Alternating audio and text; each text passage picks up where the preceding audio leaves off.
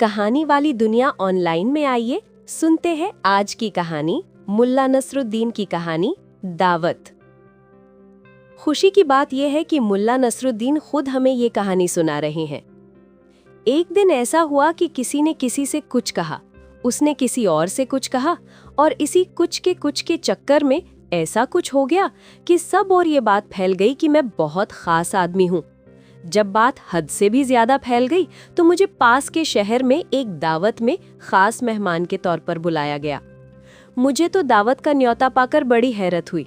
खैर, खाने पीने के मामले में मैं कोई तकल्लुफ नहीं रखता, इसीलिए तय समय पर मैं दावत खाने पहुंच गया। अपने रोजमर्रा के जिस लिबास में मैं रहता हूँ उसी लिबास को पहनकर दिन भर सड़कों की धूल फांकते हुए मैं वहां पहुंचा था। मुझे रास्ते में रुककर कहीं पर थोड़ा साफ सुथरा हो लेना चाहिए था, लेकिन मैंने उसे तवज्जो नहीं दी। जब मैं वहां पहुंचा तो दरबान ने मुझे भीतर आने से मना कर दिया। लेकिन मैं नसरुद्दीन हूँ, मैं दावत का खास मेहमान हूँ। वो तो मैं देख ही रहा हूँ, दरबान हंसते हुए बोला। वो मेरी तरफ झुका और धीरे से बोला, और मैं खलीफा हूँ। ये सुनकर उसके बाकी दरबान दोस्त जोरों से हंस पड़े। फिर वे बोले, दफा हो जाओ बड़े मियाँ और यहाँ दोबारा मत आना। कुछ सोचकर मैं वहां से चल दिया। दावत खाना शहर के चौराहे पर था और उससे थोड़ी दूरी पर मेरे एक दोस्त का घर था। मैं अपने दोस्त के घर गया। नसरुद्दीन, तुम यहाँ? दोस्त ने मुझे गले से लगाया और हमने साथ बैठकर इस मुलाकात के लिए अल्लाह का शुक्र अदा किया। फिर मैं काम की बात पर आ गया। तुम्हें वो लाल कढ़ाईदार शेरवानी याद है जो तुम मुझे पिछले साल तोहफे में देना चाहते थे? बेशक, वो अभी भी अलमारी में टंगी हुई तुम्हारा इंतजार कर रही है। तुम्हें वो चाहिए? हाँ, मैं तुम्हारा एहसानमंद हूँ, लेकिन क्या तुम उसे कभी मुझसे वापस मांगोगे?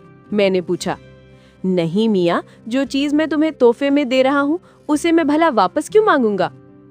शुक्रिया मेरे दोस्त। मैं वहाँ कुछ देर रुका और फिर वो शेरवानी पहनकर वहाँ से चल दिया। शेरवानी में किया हुआ सोने का बारीक काम और शानदार कढ़ाई देखते ही बनती थी। उसके बटन हाथी दांत के थे और बेल्ट उम्दा चमड़े की। उसे पहनने के बाद मैं खानदानी आदमी लगने लगा था। दरबानों ने मुझे देखकर सलाम किया और बाइज्जत से मुझे दावत खाने ले गए। दस्तरखान बिछा हुआ था और तरह तरह के लजीज पकवान अपनी खुशबू फैला रहे थे और बड़े बड़े ओहदे वाले लोग मेरे लिए ही खड़े हुए इंतजार कर रहे थे। किसी ने मुझे खास मेहमान के लिए लगाई गई कुर्सी पर बैठने को कहा। लोग फुसफुसा रहे थे, सबसे बड़े आलिम मुल्ला नसरुद्दीन यही हैं।